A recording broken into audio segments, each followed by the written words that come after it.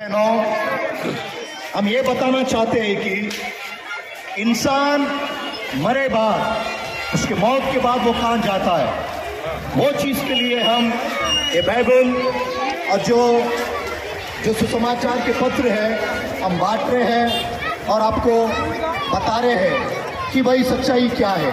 ये सच्चाई बयान करने के लिए इस वक्त हमारी कोशिश है। ये బైబిల్ గ్రంథం సెలవిస్తున్నది యేసు రక్తము ప్రతి పాపము నుండి మనల్ని కడిగి పవిత్రులుగా చేయును। खुदा का कलाम ये कहता है कि इंसान का गुनाह ईसा अलैहिस्सलाम के लहू से धोकर वो पाक बन सकता है। ये खुदा का कलाम बाइबल कहता है। యేసు రక్తములో పరిశుద్ధత ఉంటున్నది, యేసు రక్తములో పాపము లేనిదిగా ఉంటున్నది, యేసు రక్తము ఎంతో పవిత్రమైనదిగా ఉంటున్నది, నిష్కలంకముగా ఉంటున్నది। ఆయన ఎటువంటి పాపము చేయలేని వాడిగా ఉంటున్నాడు। కానీ మానవులందరి కొరకై ఆయన కల్వరి శిలువలో మరణించవలసిన వచ్చుచున్నది।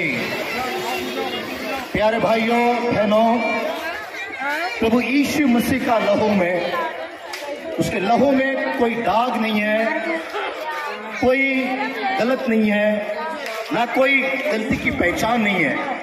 उसका लहू पाक है, क्योंकि वो लहू इंसान के हर गुनाहों को धोकर वो इंसान को पाक करता है और जन्नत नसीब करता है। यही है ईसा अलैहिस्सलाम का लहू।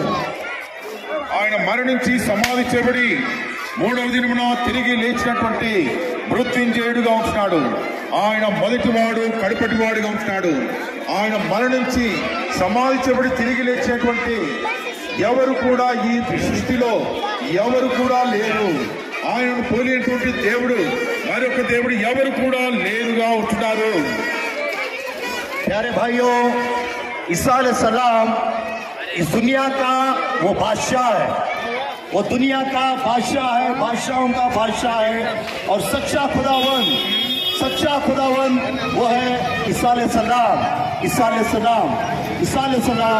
ये ईसा अलैहिस्सलाम हमारे गुनाहों के खातिर वो क्रूस पर मारा गया, गाड़ा गया और तीसरे दिन जी उठा, क्योंकि हमें नई जिंदगी देने के लिए। మానవులుగా మనము రక్తము చిందించాడు అంటే అది ఎంతో మరి సామాన్యమైన మాట కాదండి। మనకు ఒక చిన్న దెబ్బ తగిలితేనే మనం ఎంతగానో విలువలాడిపోతాము, ఎంతో బాధపడతాము, మనం ఎంతో కృషించిపోతాము। इंसान को जब कुछ तकलीफ हो जाती है और हम तड़पते हैं, आंसू बहाते हैं और दुख से बैठ जाते हैं, दिल में कहीं सुकून नहीं रहता। छोटी सी तकलीफ, छोटी सी घाव हमें बर्दाश्त नहीं होता है। लेकिन ईसा अलैहिस्सलाम हम आपके खातिर वो क्रूस पर मारा गया, गाड़ा गया, तीसरे दिन जी उठा। यही है ईसा अलैहिस्सलाम का प्यार, मोहब्बत। ప్రియమైన వాళ్ళారా, మానవుడు చేసినటువంటి చేతులతో చేసినటువంటి పాపం కొరకై ఆ యొక్క సృష్టికర్త అయిన దేవుడు చేతులలో మేకులు కొట్టించబడుతూ వచ్చాయి। మనము తలతో చేసిన పాపను బట్టి మానవుడు తలతో అనగా తలంపులతో, చూపులతో, ఊహలతో, మాటలతో అనేకమైనటువంటి పాపములు చేస్తూ ఆ యొక్క నరక శిక్షకు ఆహుతి అయిపోతున్న వాడిగా ఉంటున్నాడు। అటువంటి అప్పుడు యేసుక్రీస్తు మీద తల మీద ముళ్ళ కిరీటము పెట్టబడుతూ ఒత్తబడుతూ వచ్చింటున్నది। प्यारे भाइयों, इंसान अपनी सोच से, अपनी अक्ल से और अपनी मर्जी से वो गुनाह करते जा रहा है और गुनाह करते जा रहा है।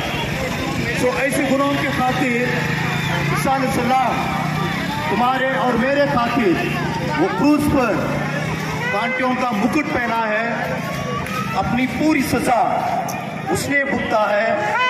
मारे गए, गाड़े गए, खून बहा दिए और तीसरे दिन जी उठे। ये सब चीज एक इंसान के खातिर यानी इंसान यानी गुनहगार, उसके खातिर इतनी कुर्बानी वो दे चुके हैं। वो है ईसा अलैहिस्सलाम। यही खुदा का कलाम कहता है प्यारे भाइयों बहनों, ये आपके लिए और ये आपके लिए है। మనము కాళ్ళతో చేసిన పాపము బట్టి కాళ్ళల్లో మేకులు కొట్టబడుతూ వచ్చినవి, మనం పడుకొని చేసిన పాపము బట్టి ఆ యొక్క యేసుక్రీస్తు శరీరం అంతా కూడా గొర్ర దెబ్బలతో దున్నబడుతూ వచ్చినది.